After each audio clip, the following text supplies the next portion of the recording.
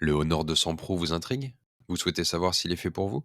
J'ai réalisé une batterie de tests afin de répondre à vos questions. J'ai également noté les avantages et inconvénients que j'ai pu constater à l'usage. Laissez-moi vous présenter tout ça.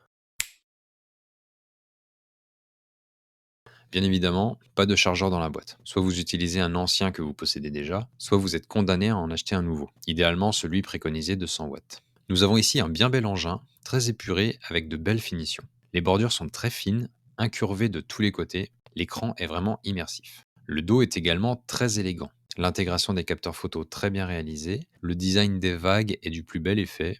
C'est un très bel appareil. Il s'agit d'un smartphone de grande taille, 6,78 pouces. Il est arrondi de tous les côtés, aucune arête franche, il est très agréable en main. Son poids est également très bien réparti, il atteint 199 grammes, ce qui est étonnant car il donne l'impression de faire moins.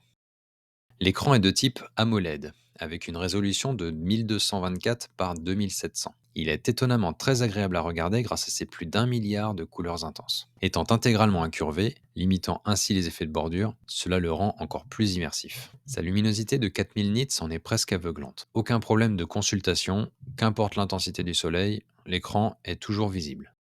Il se cache dans cette petite bête un Snapdragon 8S Gen 3 accompagné de 12 Go de RAM, de quoi faire tourner tout simplement tout et sans problème. Et pour bien tenir la route, il intègre comme processeur graphique un Adreno 735. Que du bon.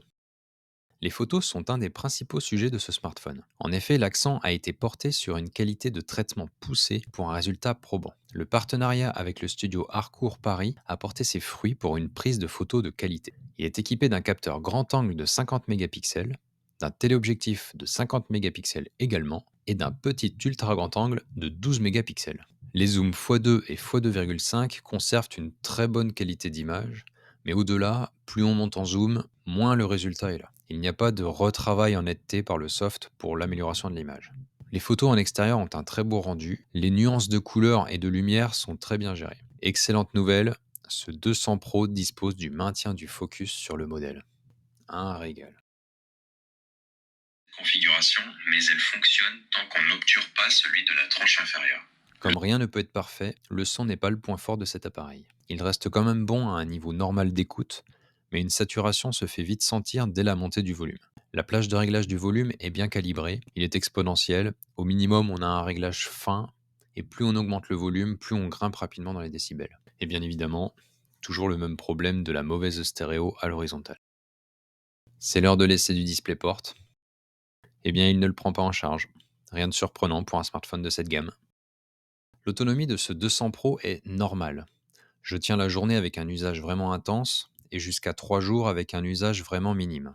Le point fort que j'ai constaté est sa consommation d'énergie en veille. Seulement 1 à 2% de batterie consommée pendant la nuit, là où les autres smartphones en consomment au moins 5 si ce n'est 10. Excellent point sur cette gestion, venant très certainement du système d'exploitation plus que de la batterie elle-même. macOS est vraiment magique.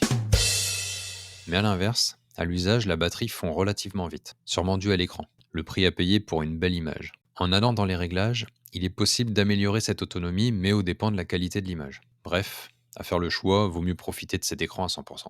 La batterie est d'une capacité de 5100 mAh et est composée de silicium-carbone, à l'instar des batteries classiques lithium-ion. Cette nouvelle composition permet d'avoir plus d'énergie pour moins de place. Ils ont privilégié la réduction de taille plutôt que l'augmentation de la capacité, sachant qu'il n'est pas nécessaire d'avoir un smartphone qui tient plus de 2 jours au quotidien. Voici maintenant les essais thermiques de ce petit monstre. En navigation sur Maps, avec écran et data en continu, ça chauffe tranquillement. En 30 minutes, on atteint les 34 degrés.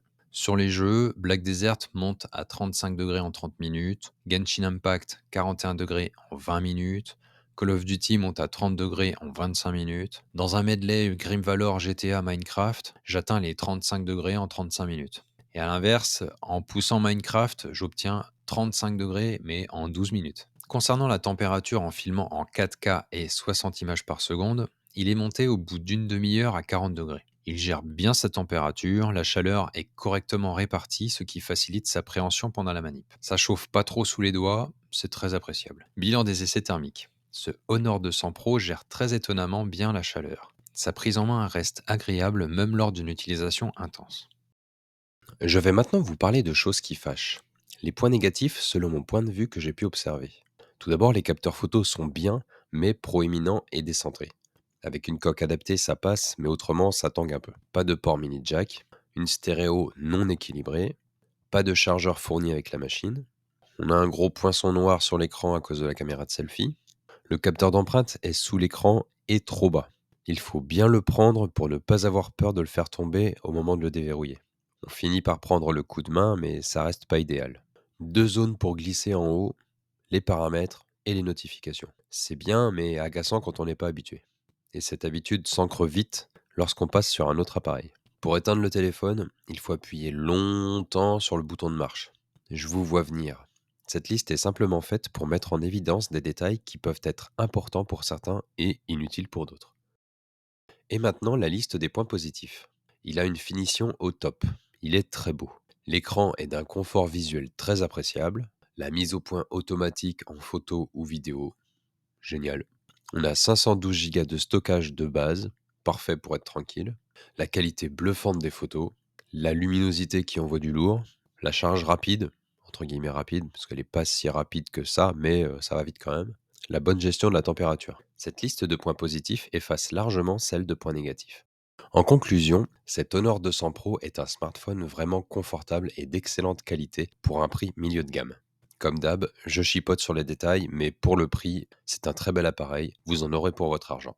Si vous avez des commentaires, des choses ou des essais complémentaires à ajouter, n'hésitez pas à m'en faire part. Merci d'avoir regardé cette vidéo jusqu'au bout, votre soutien est important pour moi. À bientôt.